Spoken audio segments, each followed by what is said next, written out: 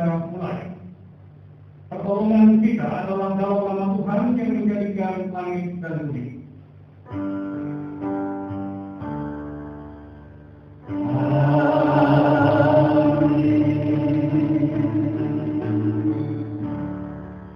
Kitab Yesaya pasal 48 ayat 18, firman Tuhan yang membimbing kita menyatakan, sekiranya engkau memperhatikan perintah-perintah, maka damai sejahtera akan seperti sungai yang tidak pernah kering, dan kebahagiaanmu akan terus berlimpah seperti gelombang-gelombang laut yang tidak pernah berhenti. Terima kasih. Kasih karunia, rahmat, dan damai sejahtera dari Allah Bapa dan Kristus Yesus Tuhan kita menyertai engkau.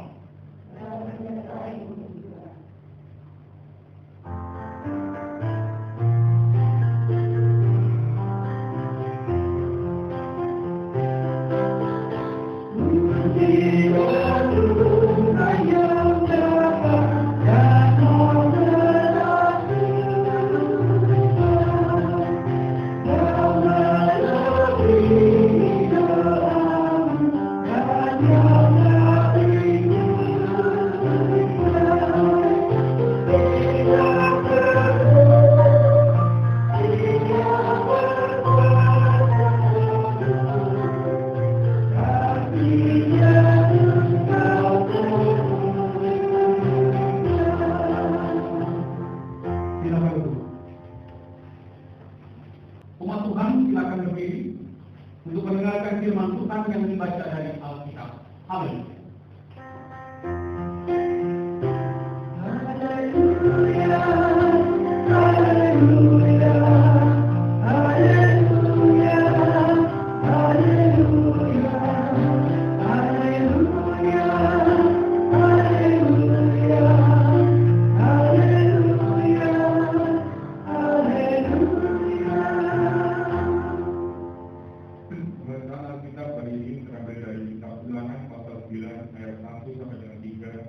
Yang menyatakan, dengarlah hai orang Israel, kau akan menyeberangi sungai Yordan pada hari ini untuk memasuki serta menduduki daerah bangsa-bangsa yang lebih besar dan lebih kuat daripadamu, yakni kota-kota besar yang suku-sukunya sampai ke langit, suatu bangsa yang besar dan tinggi, orang enak yang kau kenal dan tentangnya kau dengar.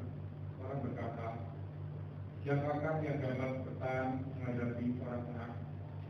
Maka ketahuilah pada hari ini bahwa Tuhan Allahmu, dialah yang berjalan di depanmu, laksana api yang menghanguskan. Dia akan memunahkan mereka dan dia akan menundukkan mereka di hadapanmu. Demikianlah engkau akan menghalau dan membinasakan mereka dengan segera, seperti yang dijanjikan kepadamu oleh Tuhan. Demikian pembacaan Alkitab. Hendaklah firman Tuhan yang dengan segala kekayaan di antara kamu dan ucaplah syukur kepada Allah.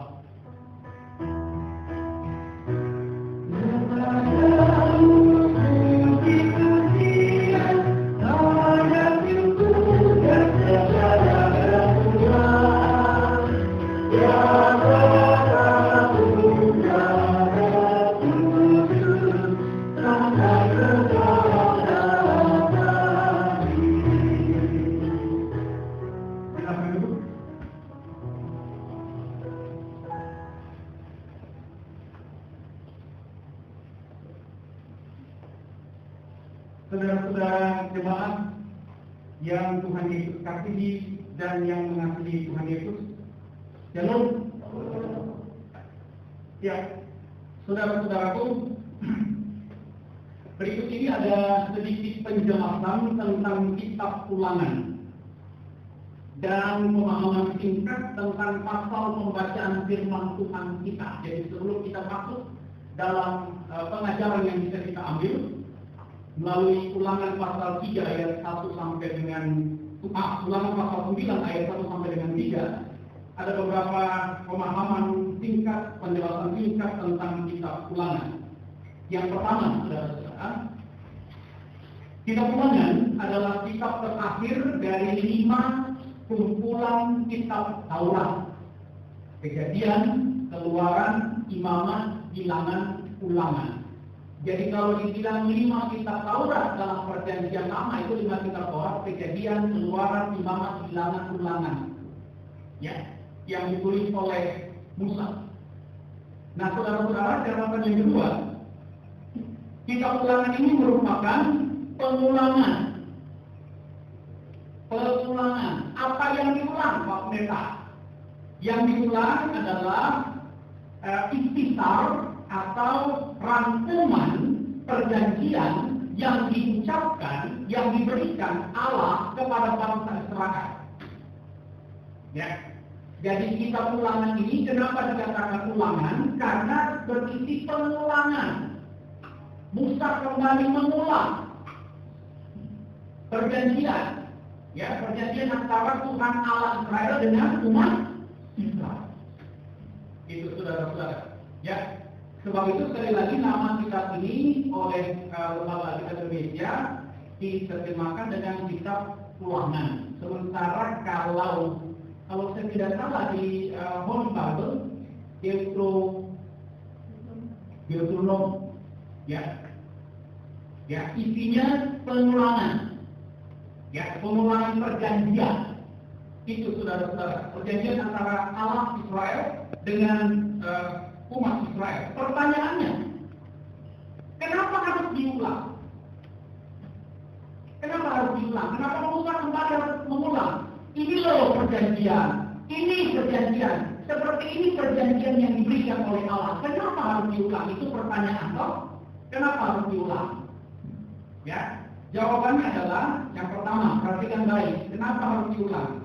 Karena umat Israel itu yang sebentar lagi, yang saat itu sebentar lagi masuk di tanah perjanjian, tanah Kanaan, itu adalah generasi baru. Mereka bukan asli orang Israel yang keluar dari tanah Mesir. Maksudnya, ya kan 40 tahun perjalanan. Sebentar lagi tanah perjanjian sudah ada di depan.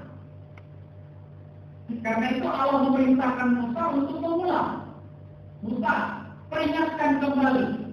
Karena generasi-generasi Israel itu sudah berganti. 40 tahun. Sudah berapa generasi? Ya. Jadi Musa diperingatkan oleh Allah untuk mengulang kembali. Ya. Supaya apa? Ya. Supaya ada generasi muda yang akan masuk ke tanah perjanjian tetap mengingat bahwa ada perjanjian yang diikat antara Allah dengan nenek moyang mereka. Itu. Ya. Yang kedua, kenapa harus diulang? Karena saat itu umat Israel akan segera memasuki tanah perjanjian. Dan di tanah perjanjian itu bukan tanah kosong. Kanaan itu bukan daerah kosong, saudara. Di situ ada orang asli Kanaan yang menyembah dewa Baal. Ya, karena itu Musa harus mengulang supaya mereka hanya taat kepada Allah Israel yang membawa nenek moyang mereka, dan setelah lagi mereka akan masuk ke dalam tanah perjanjian. Karena apa? Allah tahu persis karakter umatnya. Gampang terpengaruh. Ya. Angin ke barat ikut ke barat. Angin ke timur ikut ke timur. Allah tahu persis. Jangan sampai ketika mereka ada di tanah perjanjian, mereka ikut-ikutan menjadi bangsa kafir. Jadi mau diingatkan bahwa hanya Allah saja yang membawa mereka masuk dalam tanah perjanjian. Dan mereka harus hanya tunduk menyembah kepada Allah Israel. Jangan kepada Allah. Ya, sebentar lagi mereka mau masuk tanah Kanaan. Yang berikutnya, saudara-saudara, kenapa harus diulang? Ya, karena Musa mengetahui bahwa sebentar lagi dia juga tidak ikut masuk ke tanah perjanjian. Ya, Musa tahu betul, Musa tahu diri bahwa dia hanya menghantarkan saja. Kenapa tidak masuk? Pertanyaannya. Halo, masih ingat? Kenapa Nabi Musa tidak diperkenankan masuk tanah perjanjian? Masih ingat? Halo? Gimana masih ingat? Angkat tangan yang masih ingat. Yang sudah lupa. Angkat tangan yang lupa. Supaya kita ingatkan. Ayo, jujur. Lupa? Lupa bangun. Jujur aja. Supaya kita ingat. Kenapa sampai nggak masuk? Ya, karena apa? Karena Musa melakukan satu kesalahan yang besar. Ketika bangsa Israel tiba di suatu tempat dinamakan Masa dan Meriba, bangsa Israel bersungut-sungut karena haus. Ketika mereka berjalan dan tiba di suatu tempat yang bernama Masa dan Meriba, bangsa Israel bersungut-sungut. Maka mereka bilang, Musa, kurangkah ukuran di Mesir sehingga kau bawa kami di sini dan kami tidak mau mati kausan di padang gurun ini. Pulangkan kami.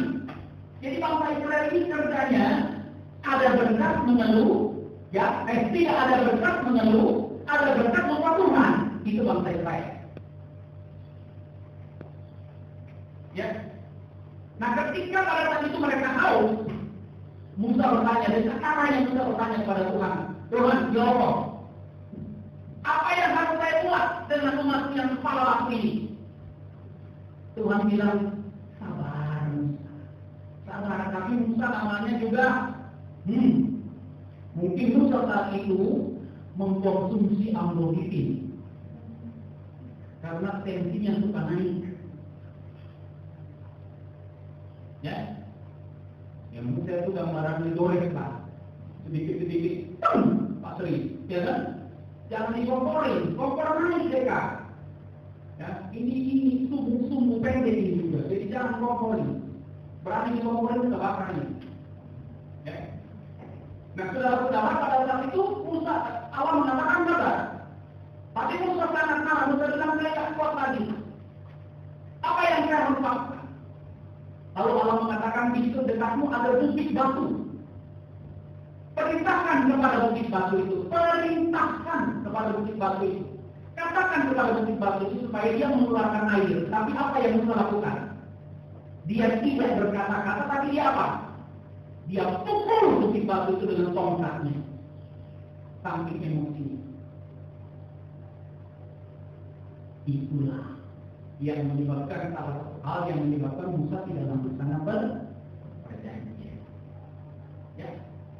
Dia hanya berdiri saja melihat iring-iringan bangsanya memasuki tanah Kanaan, dipimpin oleh siapa penggantinya? Yosua. Ya. Dari Bukit Nebo di perbatasan itu Musa lihat. Ya. Bukit Nebo itu nanti kalau saudara ke Holy Land ada tugu di situ, di mana di situ Musa berdiri dan memandang ke arah kanan sambil menitikkan air mata karena dia sendiri tidak masuk tanah perjanjian. Saya mau bilang begini, boleh dikatakan begini, kadang-kala ada satu pendeta, banyak pendeta yang sudah merancangkan satu jemaat untuk ya jemaat itu rindu untuk ada rumah ibadah, tapi ternyata sama dengan Daud. Ya, Daud merindukan, tapi Allah bilang bukan kau, anakmu.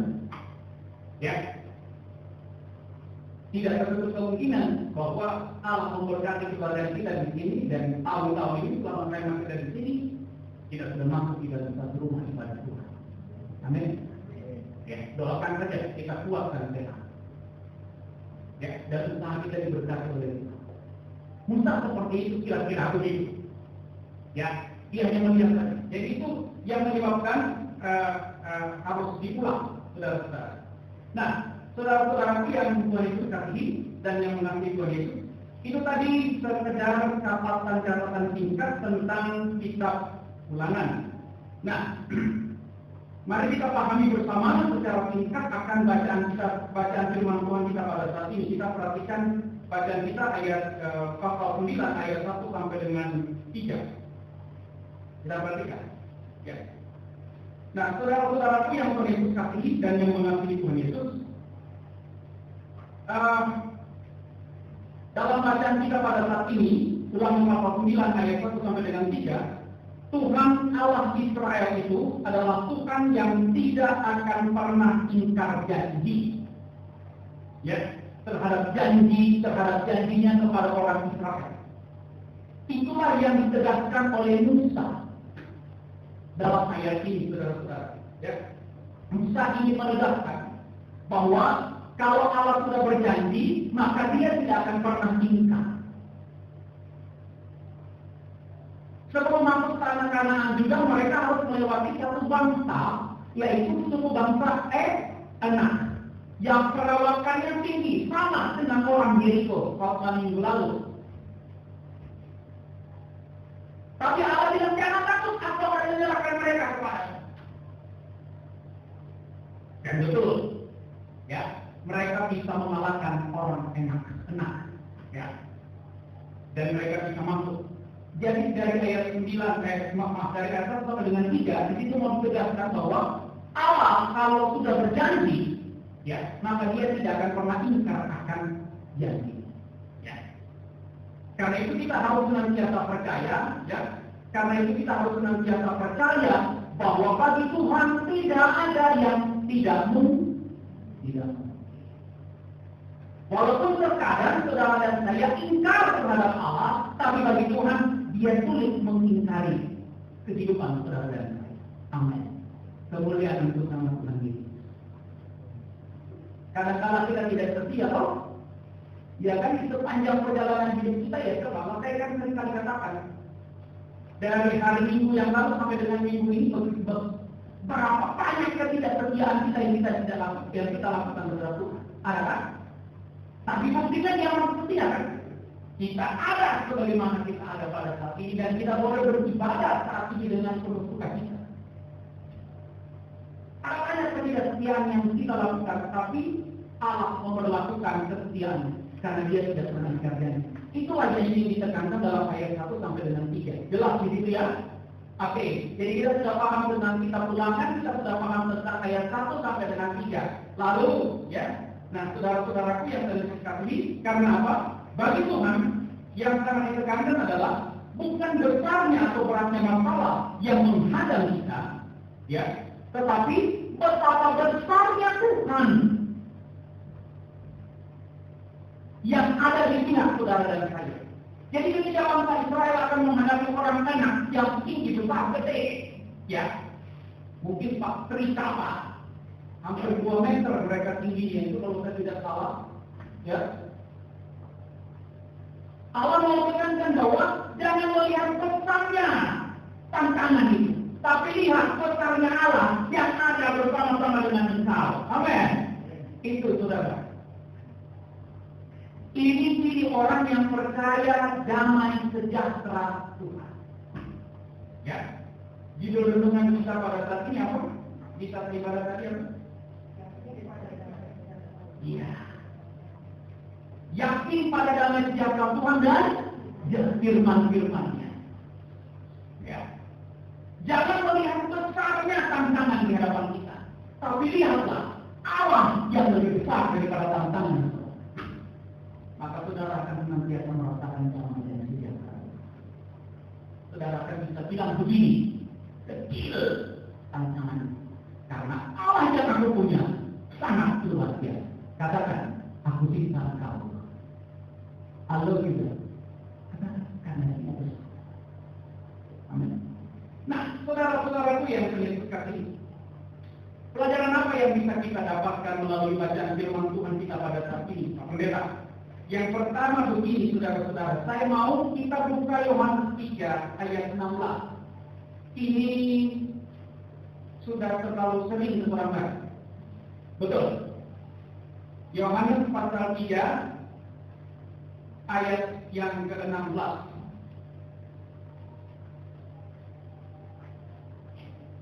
Tolong dibaca. Yohanes 3 ayat 16. Kita baca sama-sama. 1, 2, 3. Karena begitu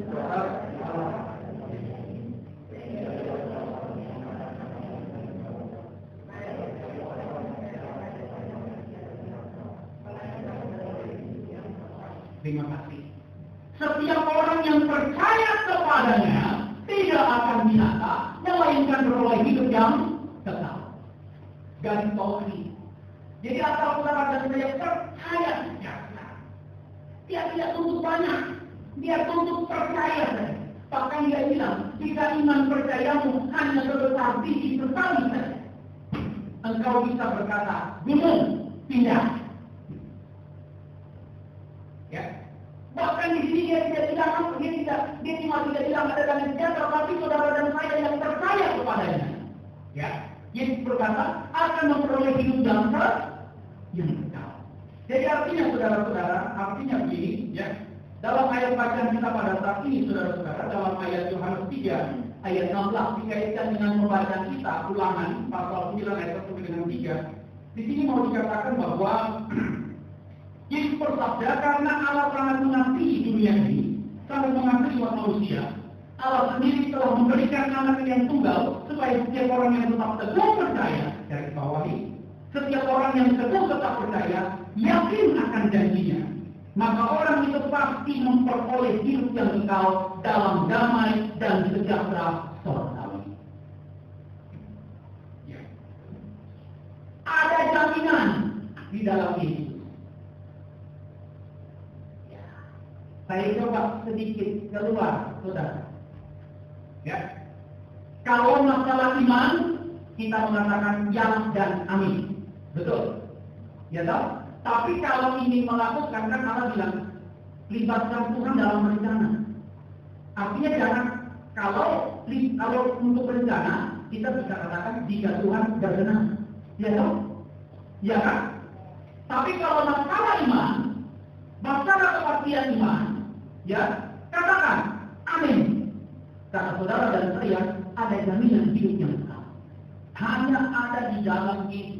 Karena begitu besar kasih Allah akan dunia ini sehingga mengaruniakan anak yang tunggal supaya siapa yang percaya tidak binasa, melainkan beroleh hidup yang kekal. Ini jaminan.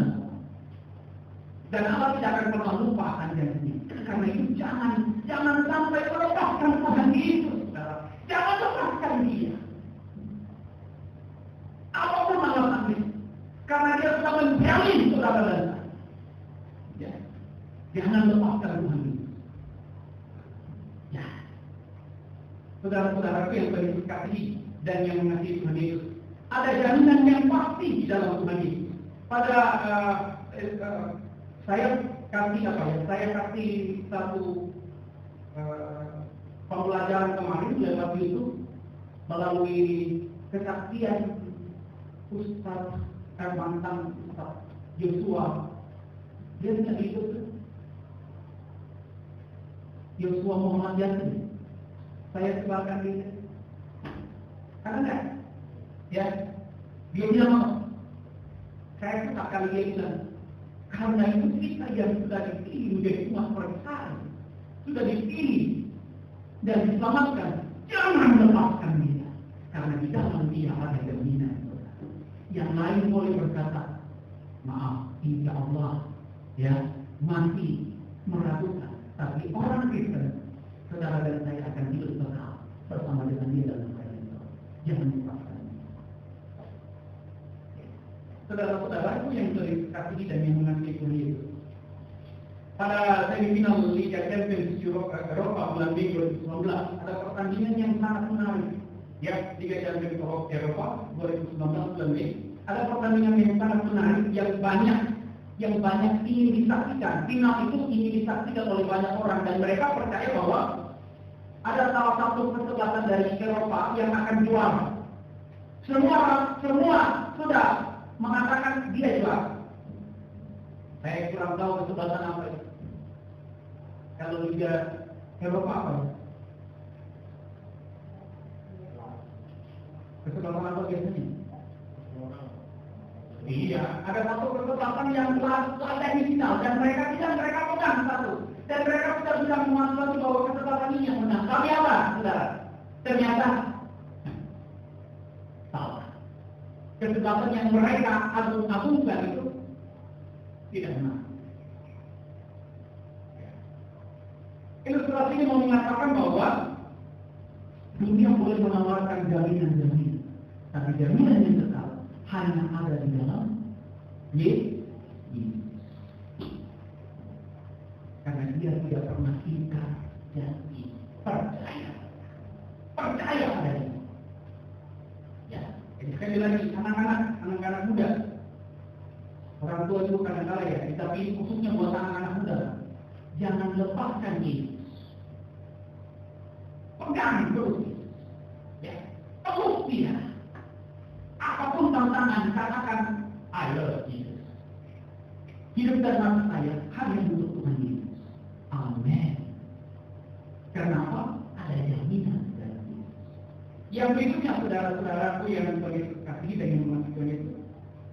Tetapi jujur di hadapan Tuhan, ya, terkadang kita menyambut sebagai umat yang percaya, umat yang telah dipilih dan percaya, tetapi iman kita tidak bertumbuh. Ya, jadi ciri orang yang percaya, imannya terus bertumbuh. Apapun tantangan dia tetap paham Yesus, dia tetap bersama dengan Yesus. Ini ciri orang yang percaya. Ya, tidak mudah imannya dikombang-ambingkan. Ya, ciri iman yang tidak bertumbuh, saya juga kata tadi, ciri iman yang tidak bertumbuh, ya, orang yang mengatakan beriman tapi tidak hidup dalam pertumbuhan iman adalah dia suka bersungut-sungut. Masalahnya lebih besar daripada Allahnya. Ya. Ciri orang yang tidak percaya, ya seperti tadi. Ciri orang yang imannya tidak bertumbuh, imannya mudah terpengaruh. Imannya masih kecil, tidak mengalami pertumbuhan iman. Sehingga apa? Sehingga mudah terpengaruh. Jadi kalau ada orang dewasa yang tadinya setia itu Yesus, mungkin kita dengar sudah berubah, kita bisa mengatakan, tidak klaim saja dia bahwa imannya tidak bertumbuh. Imannya kecil. Ya, sama seperti anak kecil kan gampang dipengaruhi. Ya kan? Paulus bilang apa? Ketika aku kecil, aku berlaku seperti anak kecil, kanak-kanak. Tapi ketika aku besar, aku berlaku bersikap seperti orang. Ini maksudnya iman. Ketika kita kecil, kita kanak-kanak, memang iman kita masih polos. Tapi ketika saudara dan saya makin besar, iman harus bertumbuh. Supaya kita tetap yakin akan janji Tuhan, tidak mudah dipengaruhi, saudara-saudara. Tidak mudah dipengaruhi oleh berbagai macam tipu daya, tipu muslihat Tuhan. Tapi inilah kadang-kadang yang saudara dan saya lakukan. Ya, badan saja yang besar, tapi imannya apa? Seistri, imannya seperti iman anak kecil. Jadi gampang terpengaruh. Ya, satu kali saudara-saudara di sebuah pasar, ya, di sebuah pasar ada seorang penjual yang berteriak begini. Bapak Ibu, saudara-saudara, silakan siapa yang mau beli jangkrik? Tahu jangkrik?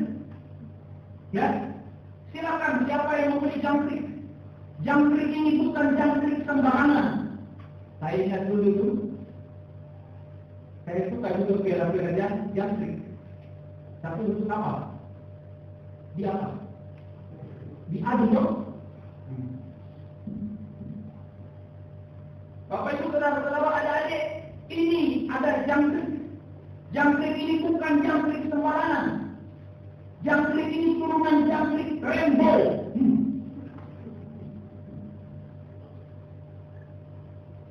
Dari spesies rainbow. Ketika dia sedang rainbow, semua ramai-ramai kumpul di situ dia. Mereka pengen lihat jangkrik bagaimana di jangkrik rainbow. Apa berokok juga, atau krempeng. Ya, semuanya tertarik saudara-saudara. Ada satu orang anak yang bilang jangkrik apa namanya? Ini jangkrik rainbow, namanya. Ya, dia sangat kuat, sama seperti rainbow. Berapa harganya? Anak itu bilang berapa harganya? Penjual ini bilang 50.000 saja satu ekor. Lebih bagus saya lebih berat. Ya. Tapi karena dibilang jangkrik rainbow, akhirnya anak ini mau beli karena kuat kok. Ya, penasaran, akhirnya anak ini beli. Nah, saudara-saudara yang saya suka ini, singkat cerita anak ini pun pulang ke rumah. Ya. Lalu jangkrik Rembo itu dia adu dengan jangkrik kepunyaannya, saudara-saudara. Ya. Tetapi apa yang terjadi, saudara-saudara? Katanya jangkrik Rembo itu juga kalah. Dibikin oleh jangkrik apa? Kita sebut jangkrik apa? Kalau dia Rembo, kita jangkrik apa? Dengol. Ya. Kalah juga. Jangkrik Rembo itu patah kakinya Pak ini. Dan tidak bisa bikin apa-apa lawan jangkrik kepunyaan anak ini. Ya. Nah, saudara-saudara, dengan menyesal anak ini kemudian membawa kembali jangkrik itu ke pasar dan mencari bapak ini. Lalu dia bilang begini, Pak, ganti, katanya jangkrik Rembo. Masa baru bertarung satu kali saja dengan jangkrik kepunyaan saya sudah kalah dia, kakinya udah patah. Lalu penjual itu berkata begini, coba sini, saya lihat, ya. Dia lihat, oh iya betul. Mana jangkrikmu yang mengalahkan Rembo ini? Lalu anak itu kasih jangkriknya. Maka kalah, Rembo kalah sama ini. Lalu penjual itu melihat jangkrik yang dipunyai oleh anak itu. Ya. Lalu penjual itu begini, ya tentu saja kalah, nak. Ya Rembo kalah. Karena dia bertarung dengan komandannya Rembo. Nanti nggak makna edukasi itu. Terkadang kita bilang kita dewasa, tapi iman percaya kita masih gampang terpengaruh. Apalagi dalam situasi saat ini, situasi seperti saat ini. Pegang janji Tuhan, pegang Yesus, karena di dalam itu ada jaminan. Ya. Saudara-saudara yang berikutnya saya mau saudara buka Yohanes 14 ayat 23. Yohanes pasal 14 ayat 23.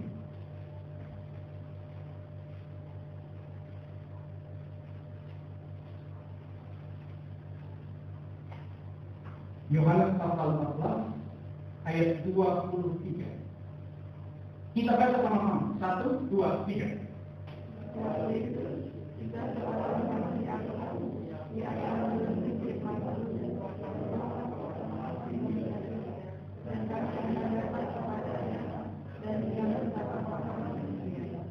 Ya, artinya apa ini Pak Pendeta? Dikaitkan dengan perikop bacaan kita pada saat ini. Dikaitkan dengan tema kita. Yakin dan percaya pada damai sejahtera Tuhan dan firman. Artinya apa? Yohanes 14 ayat 23. Artinya begini saudara-saudara. Adapun saudara dan saya bisa hidup sampai dengan saat ini, kita masih menjadi anak-anak Allah, pewaris kerajaan surga. Ya, dipilih menjadi umat yang terselamatkan. Itu semua hanya karena kasih karunia Tuhan. Sola gratia. Kalau saudara dan saya masih hidup, ya masih diberi kesempatan bernafas, menikmati indahnya nafas hidup di tengah-tengah pandemi corona seperti ini. Itu bukan karena kehebatan saudara dan saya. Itu bukan semata-mata karena ketahanan daya tahan tubuh saudara, tapi apa? Karena ini, ya, karena damai sejahtera Allah. Oleh karena itu sebagai wujud rasa syukur sebagai umat Kristus yang selalu hidup dalam damai sejahtera Allah sampai dengan saat ini dan seterusnya, sebagai wujud rasa syukur kita harus apa? Dia bilang apa di sini? Di Yohanes tadi. Kita harus mengasihi siapa? Mengasihi Yesus. Ya. Jika seorang mengasihi aku, ia menuruti firman-Ku, upaya apa? Bapakku akan mengasihi kita. Jadi sebagai ucapan syukur kita masih ada dalam kasih Tuhan, kita harus tetap mengasihi Tuhan ini. Karena ketika saudara dan saya tulus mengasihi Bapak, maka Bapak akan mempersiapkan upah yang luar biasa. Walaupun kita tidak mengharapkan upah, kita mengasihi itu karena Dia lebih dulu mengasihi. Tapi Allah sudah mempersiapkan upah. Ya. Saudara-saudara yang kasih dan yang mengasihi Tuhan Yesus, saya pernah kasih ilustrasi begini. Ada seorang laki-laki kaya, ya, yang kehilangan istrinya. Istrinya harus meninggal. Ya. Pada saat itu anaknya masih kecil. Karena itu saudara-saudara, akhirnya bapak yang kaya raya ini menggaji seorang perawat, ya, perawat tua untuk mengasuh anaknya, anak bapak itu. Karena tidak mungkin bapak ini mengasuh, karena dia sibuk bekerja. Nah, saudara-saudara, karena kesedihannya selalu mengingat agar istrinya mendiang istrinya. Akhirnya katanya bapak yang kaya raya ini juga meninggal. Ya. Tapi sebelum dia meninggal, ternyata anak yang dikasihnya juga meninggal. Jadi sebelum dia meninggal, anaknya juga meninggal. Kesedihannya semakin mendalam. Karena dia ditinggalkan istri dan anaknya. Karena itulah dia juga akhirnya meninggal dunia. Tidak ada satupun yang bisa mewarisi kekayaan daripada bapaknya. Ya. Sehingga pemerintah pada saat itu memutuskan bahwa semua kekayaan bapak itu akan dilelang. Maka dibukalah lelang. Hadir juga dalam lelang itu, saudara, perawat, babysitter daripada anak ini. Dia pengen hadir di situ dan pengen melihat lelang. Semua barang-barang sudah laku, sudah laku terjual, terlelang. Ya. Hanya ada satu barang yang tidak diminati. Apa itu? Foto dari anak. Karena harganya sangat rendah. Akhirnya babysitter ini memberanikan diri untuk membeli foto lukisan anak yang dia pernah.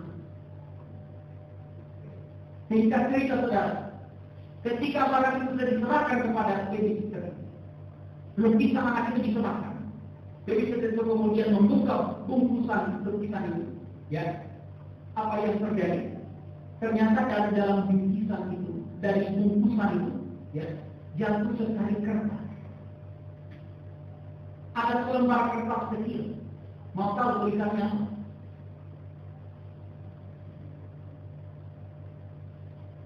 Tulisan catatan kecil dari lukisan anak yang dibeli oleh babysitter yang harganya murah.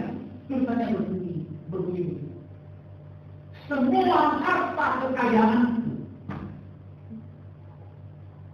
aku berikan kepada orang yang membeli gambar lukisan. Karena itu berarti orang yang sangat mengasihi anak. Oh, haleluya. Mengerti yang makna itu berarti. Ya. Jika seorang mengasihi aku, kata Yesus, ia menuruti firman-Ku dan Bapa-Ku mengasihi. Yakin dan percaya. Jadi sebagai ungkapan syukur saudara dan saya masih hidup dalam hati Tuhan. Mari yakin akan firman. Mari tetap mengasihi Tuhan ini sampai selama-lamanya. Amin. Ya. Ini yang saudara dan saya harus pahami. Yang berikutnya, yang terakhir, saudara-saudara. Melalui firman yang saat ini, kita juga diingatkan bahwa segala bentuk sukacita, keberhasilan, kemampuan, kebaikan, kekuatan dalam menghadapi tantangan-tantangan itu bukan karena kekuatan kita, tapi karena siapa? Karena Tuhan Yesus. Jadi kalau saudara dan saya bisa tetap survive sampai dengan saat ini, itu bukan karena kehebatan kita. Ya. Harus kita ingat supaya kita tidak drop. sombong.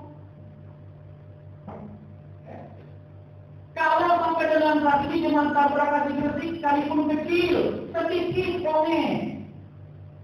Kata orang di sana seiprit. Kalau sampai saat ini cuma tabrakan sedikit tetap survive, saudara dan saya tetap ada sampai dengan saat ini bukan karena siapa. Bukan karena pendeta enak, bukan karena pendeta. Apa lagi? Ingat pendeta dong. Agustin. Bukan karena pendeta Esther.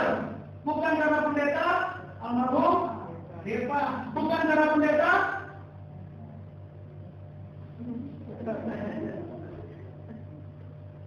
tapi karena dia Yesus. Supaya kita tidak sombong orang kita. Orang Israel itu diingatkan itu. Jangan sampai mereka masuk anak-anak, lalu mereka menikmati semua, mereka mengatakan itu karena kasih dengan Tuhan. Manusia kan punya tabiat seperti itu. Benar ya? Iya. Punya tabiat. Ya. Ada apa? Ada pengakuan ya itu, ada kebanggaan. Oh, saya mau bilang saudara-saudara, kalau Bapak kasih kritik sampai dengan saat ini bukan survive sampai dengan saat ini bukan karena satu keluarga saja.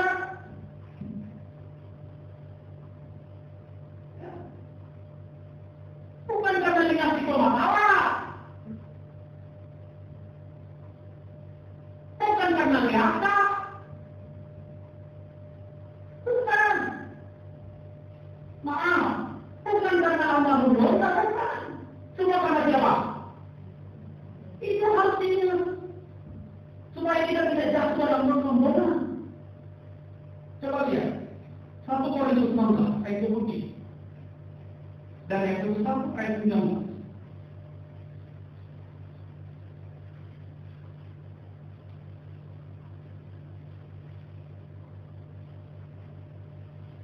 Satu Korintus 16 ayat 20.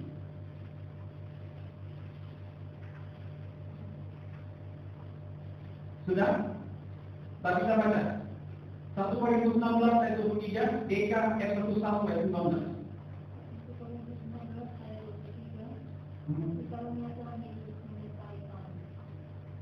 Ya. Kasih karunia Tuhan Yesus menyertai kamu. Jadi kalau sampai dengan saat ini saudara dan saya masih bisa hidup, kita masih bisa berpelajaran, kita masih bisa sehat, anak-anak kita berhasil, hidup sama itu karena apa? Kasih karunia. Hanya karena sekali lagi sola gratia. Karena itu kita harus sola scriptura. Harus pegang firman, yakin pada firman. Itu saudara. Kalau sampai dengan saat ini rumah tangga aman, rumah tangga saudara aman-aman saja, anak Anda berhasil, bohongi. Lalu Anda berhasil itu bukan karena didikan bohongi saja, bukan karena ketegasan pahinggi, tapi karena Tuhan yang memberkati didikan dan ketegasan dan bohong. Supaya jangan disebut, oh, pukul darah di depan Tuhan, terlalu dengan kanker berpangkul aliran.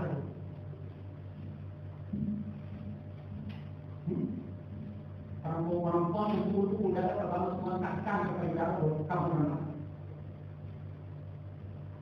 Jangan coba nampak kemuliaan Tuhan ini. Ya.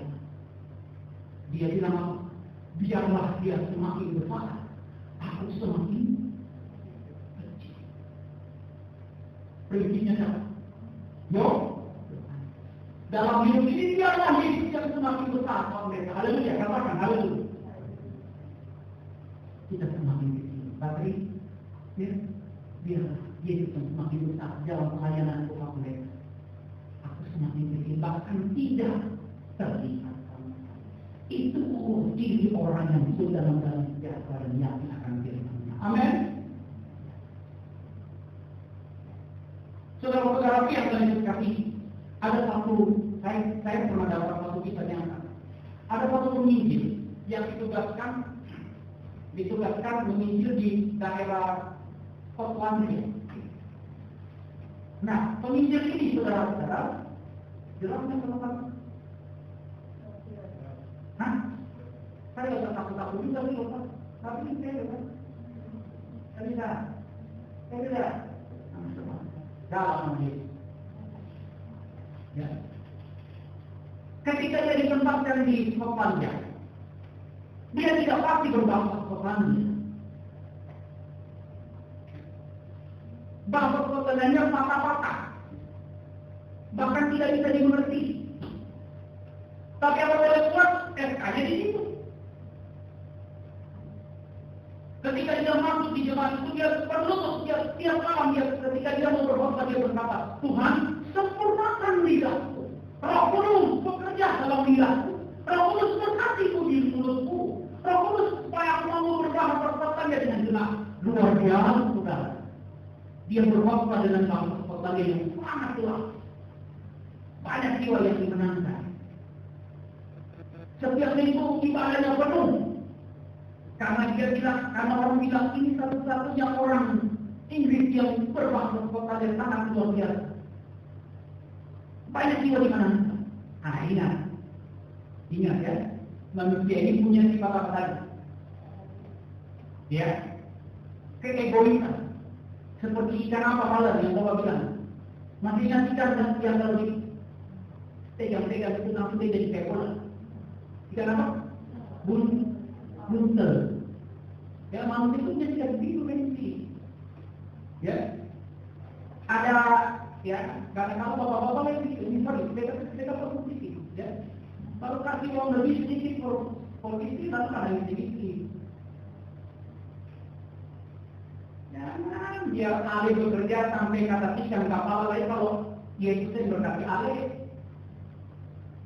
itu bisa dapat PP. Istri dia begitu, yang mentang-mentang ada di jabatan, lalu ada enteng suami. Tapi inilah diri manusia. Ya, kita kembali ke penginjil itu. Setiap hari ketika dia berkhotbah, dia minta kekuatan Roh Kudus. Satu kali sudah. Ketika dia berkhotbah daripada ini, dia bilang ada usah berdoa. Saya sudah mahir. Saya sudah bisa. Akhirnya sudah ibadah mulai. Ketika ibadah mulai, dia berkhotbah. Bahasanya kacau luar biasa. Tidak ada satupun yang bisa ditangkap oleh jemaat. Orang mengatakan itu Pak Pendeta tadi ngomong apa? Biar sedih, karena jemaat tidak terbangun rohaninya. Apologetisnya tidak nyampe. Ya, ini anak-anak muda mereka berbicara bikin satu seminar tentang apologet luar biasa. Tapi saya bilang cari orang yang benar-benar sangat berpotensial dalam apologet. Jangan terjadi. Tapi nanti dulu, bahwa ini langgar-langgar dulu baru kita bikin. Ya. Kalau saya bilang juga usul, jangan cuma konsumsi anak muda saja. Kalau kita bisa dapat orang-orang yang dikatakan yang bapak-bapak atau para murtadin itu bisa kita panggil untuk bicara singkat, bicara di depan kita supaya iman kita semakin bertumbuh. Nah, saya tertarik dengan pendeta Yosua Muhammad Yasin, tapi dia terlalu jauh Pak. Dan dia omong saya takut. Ya, tapi dia itu kesaksian yang luar biasa. Ada saya kan, saya di PKP tiba-tiba. Akhirnya di PKP saya putus PKP. Inilah majelis perempuan ada mereka sepakat dengan pemerintahan firman Tuhan. Saya mereka supaya ibu-ibu imannya bertumbuh. Ya. Nah, kita kembali ke penginjil itu. Apa yang terjadi Pak Pendeta? Banyak kacau luar biasa. Orang bilang lalu pada saat dia putus asa, dia bertelur tidak di ruang kori. Dia bertanya kepada Tuhan, wah, ada apa Tuhan? Kenapa pakai begini? Lalu Tuhan mengingatkan dia, hei, tadi ada yang kau lupa. Lupa ber? Kau mengandalkan dirimu. Kau tidak andalkan. Kau pikir selama ini kau berhasil karena upaya, itu karena ya. Kali ini firman Tuhan mengatakan, mengajarkan kita kepada dengan pengertian itu saudara. Kalau sampai dengan saat ini kita selesai, kita berhasil, semua karena Yesus. Jangan kita sombong, karena sombong itu adalah awal dari kehancuran. Orang yang sombong dia akan hancur. Saya kasih ingat tadi satu ilustrasi. Satu kali ada sebuah danau yang sudah kering airnya. Di situ selalu ada burung bangau. Tahu burung bangau ya? Ya.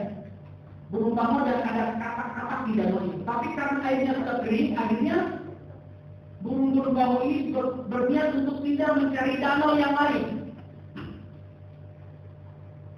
Danau yang lain. Ya. Dan letaknya cukup jauh. Ada sepasang burung bangau yang bilang kita pindah, kita cari danau yang lain.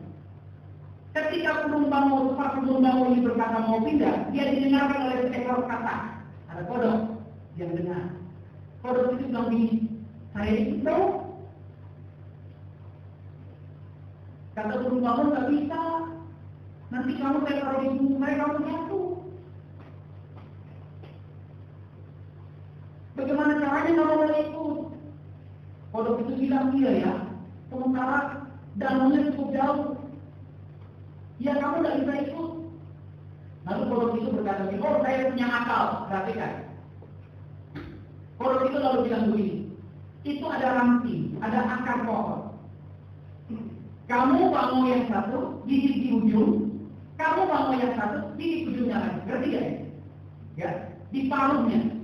Jadi satu-satu menggigit di paruh masing-masing ujung dari akar itu. Lalu kamu bilang, tahu gimana? Saya akan di bagian tengahnya, kodok itu akan di bagian tengahnya. Kalau itu nanti hebat juga akalmu ya. Bagus, ide sangat brilian.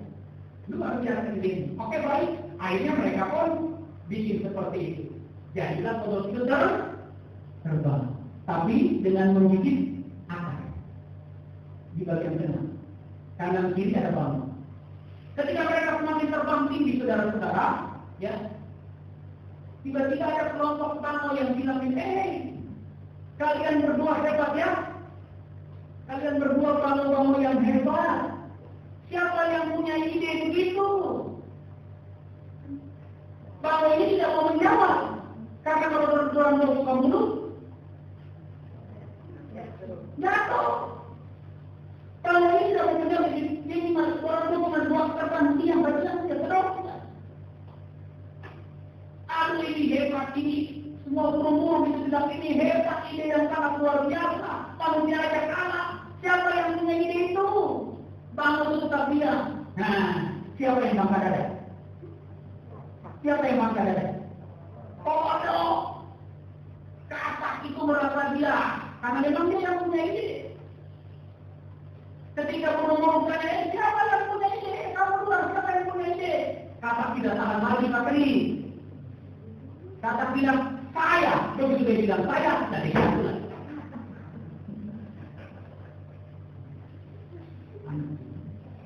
Sombong. Kita pasti ingin dipuji. Omong kosong kita nggak mau dipuji. Setuju ya? Iya dok. Tapi jangan puji diri terlalu. Itu sombong, riak namanya. Hancur akibatnya. Setuju? Karena kesombongan mendahului kehancuran. Jadi saudara-saudaraku yang menikmati kasih, ya, mari dalam tuntunan 20 tahun, mari menjadi pribadi Kristiani yang selalu yakin pada damai sejahtera dan janji-janji Tuhan. Tantangan ada di depan kita besar luar biasa. Tapi saudara dan saya punya Tuhan yang sangat luar biasa. Yakin dan percaya. Saudara dan saya akan mampu melewati tantangan. Itulah ciri orang yang hidup dalam damai sejahtera dan yakin akan firman-firman. Tuhan menolong kita. Amin. Itu saja untuk tambahan dari saya. Silakan Ibu.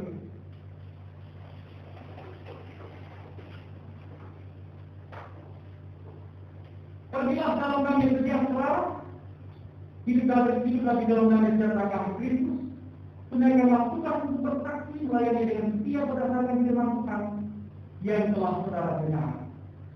Di dalam 2:2 ayat yang pertama.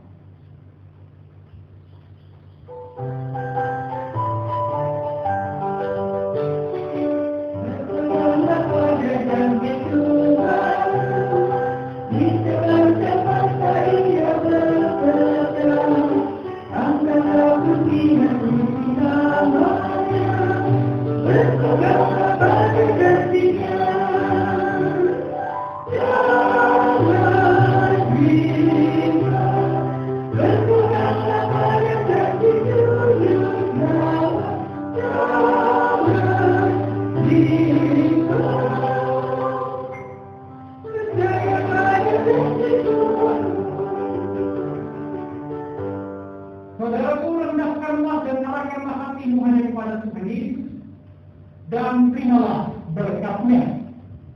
Haleluya.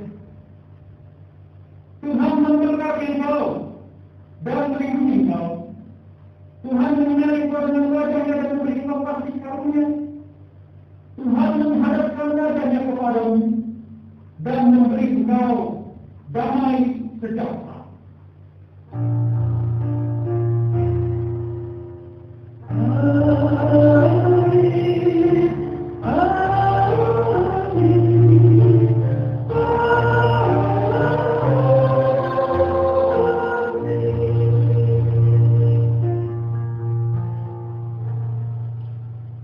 Tetap dengan pakai ini, ngobrol sama tetap lalu jangan lupa ini yang